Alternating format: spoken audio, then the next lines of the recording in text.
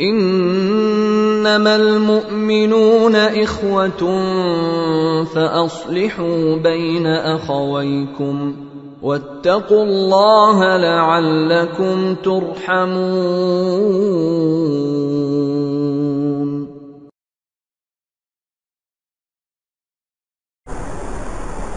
نبی کریم صلی اللہ علیہ وسلم نے صلح و صفائی کی اسی اہمیت کے پیش نظر آپ نے صلح اور صفائی کو اتنی اہمیت دی ہے، لڑنے والوں میں صلح کروانے کے لیے آپ نے جھوٹ کی بھی اجازت دی. آپ نے کہا کہ اگر کوئی شخص دو لڑکے خاندانوں کو ملا رہا ہے، دو لڑکے رشتے داروں کو ملا رہا ہے، دو لڑکی دوستوں احباب کو ملا رہا ہے، ہو سکتا ہے کہ اسے جو ہے بسا اوقات بہت ساری باتیں چھپانی پڑے اور جھوٹ بھی کہنا پڑے. اس لیے اللہ کے نبی نے کہا کسی دو ٹوٹتے دلوں کو جوڑنے کے لیے تمہیں جھوٹ بھی کہنا پڑے. جھوٹ کہہ سکتے ہو.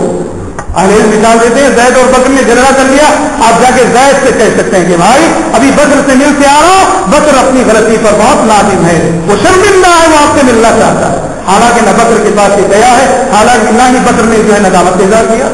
ایسے وہ بکر کے پاس جاتا اور جا کے کہتا ہے میں زید سے مل کے آیا ہوں، زید بھی اپنی غلطی پر شرمندہ ہے، وہ چاہتا ہے کہ کسی طرح سے صلح و صفائی کا کوئی راستہ نکل جائے. علم کہتے ہیں اجازت ہے، شریعت اجازت دیتی ہے. 3 جگہ جھوٹ بولا جا سکتا ہے، جنگ میں جھوٹ بولا جا سکتا ہے، میاں بیوی کے درمیان میں بھی ایک محدود دائرے میں جھوٹ کو جائز قرار دیا گیا ہے، بشرط یہ کہ وہ حقوق کے معاملے میں نہ ہو. حقوق کے معاملے میں جھوٹ نہیں بولنا. دوسرے عام معاملات میں ایک محدود دائرے میں میاں بیوی کے درمیان بھی جھوٹ بولا جا سکتا ہے. اور اسی طرح یہ تیسری چیز ہے کہ دو لڑکے اشخاص کے درمیان صلح کروانے کے لیے بھی جھوٹ بولا جاتا ہے. جھوٹ جس کے بعد قرآن میں لعنت اللہ علی الکاذبین، جھوٹوں پر اللہ تعالیٰ کی لعنت ہو. اتنے بڑے کبیرہ گناہ کو اور رشتوں کو جوڑنے کی مصلحت کی خاطر جائز قرار دیا گیا. اندازہ کرو کہ صلح اور صفائی کتنا عظیم عمل ہے.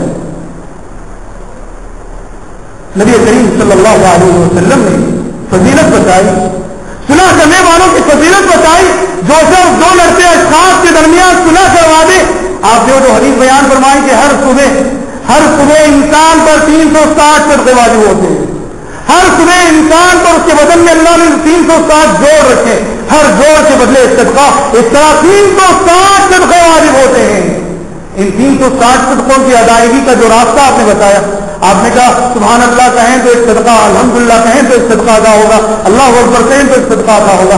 اسی میں سے آپ نے کہا امر بالمعروف صدقہ، کسی کو کسی بھلائی کی طرف بلانا یہ بھی صدقہ ہے. ونہی عن منکر صدقہ، کسی کو کسی برائی سے روکنے سے بھی ایک صدقہ ادا ہو جائے گا. اس میں سے آپ صلی اللہ علیہ وسلم نے فرمایا وتعدل بین الناس صدقہ، لڑتے جھگڑتے لوگوں کے درمیان صلح صفائی کرنا، انصاف کرنا، اس سے بھی وہ صدقے ادا ہوتے ہیں. اللہ اکبر. نبی کریم صلی اللہ علیہ وسلم نے دیکھی کتنی اہمیت بتائی صلح کروانے. حضرت حسن رضی اللہ عنہ چھوٹے سے بچے، نواسہ رسول حسن بن علی حضرت فاطمہ کے بیٹے، معصوم سے بچے تھے. ایک مرتبہ نبی کریم صلی اللہ علیہ وسلم کے پاس آئے، آپ صلی اللہ علیہ وسلم نے اپنے اس نواسے کو اپنی گود میں لے کے کہا ان ابنی ھذا سید، ان ابنی ھذا سید، میرا یہ بیٹا، میرا یہ نواسہ یہ سردار بنے گا آگے چل کر. وہ دنیا میں بھی انہیں سرداری حاصل ہوئی اور آخرت میں بھی سیدہ شباب اہل جنت آ گیا. حسن اور حسین جنت کے نوجوانوں کے سردار ہوں گے رضی اللہ عنہما. آپ نے کہا ان ابنی ھذا سید، میرا یہ بیٹا سردار ہے. ولعل اللہ ان یصلح به بین فئتین عظیمتین من امتی، مجھے امید ہے. دیکھو پیشن وہی کر رہے تھے، اللہ نے پیشن وہی کر رہے تھے. آپ نے کہا مجھے امید ہے اللہ تعالیٰ میرے اس بچے کے ذریعے، میرے اس نواسے کے ذریعے میری امت کی آپس میں لڑتی ہوئی دو جماعتوں کے درمیان اللہ صلح کروائے گا. میرا یہ بیٹا حکم بن کر، جج بن کر میری امت کی دو آپس میں لڑتی جماعتوں کو مختلف کرے گا، متفق کرے گا. پیشن گوئی کر رہے تھے اللہ کے نبی. اور یہ پیشن گوئی کیسے پوری ہوئی؟ جب عہد عثمانی اور عہد علی رضی اللہ عنہ، حضرت عثمان اور حضرت علی رضی اللہ عنہ کے درمیان غیر اجنبی سازشوں کے ذریعے، یہودیوں اور منافقوں کی سازشوں کے ذریعے مسلمانوں میں جب اختلافات پیدا ہو گئے، حضرت علی اور حضرت معاویہ رضی اللہ عنہما جنگ صفین میں آمنے سامنے ہو گئے. خوارج نے اپنی سازشوں سے مسلمانوں کو جب لڑایا تھا، اختلافات شروع ہو گئے. ان اختلافات کا خاتمہ حضرت حسن کے ذریعے کیسے ہوا؟ حضرت علی رضی اللہ عنہ کے بعد حضرت حسن خلیفہ بنے. خلیفہ بننے کے ساتھ ہی حضرت حسن رضی اللہ عنہ نے دیکھا کہ امت محمد دو گروہوں میں بٹی ہوئی ہے. محمد صلی اللہ علیہ وسلم کے صحابہ دو گروہوں میں بٹے ہوئے ہیں. حضرت حسن نے کہا نہیں، میں امت کو متحد کرنے کے لیے، متفق کرنے کے لیے اپنی کرسی کی قربانی دیتا ہوں. حضرت حسن رضی اللہ عنہ نے قربانی دے دی. امیر معاویہ رضی اللہ عنہ کے حق میں انہیں خلیفہ تسلیم کرتے ہوئے، انہیں مسلمانوں کا حاکم تسلیم کرتے ہوئے، انہیں خلیفہ مانتے ہوئے وہ اپنے عہدے سے دستبردار ہو گئے اور اپنے سارے ماتحتوں سے کہہ دیا کہ امیر معاویہ کی اطاعت کرنا.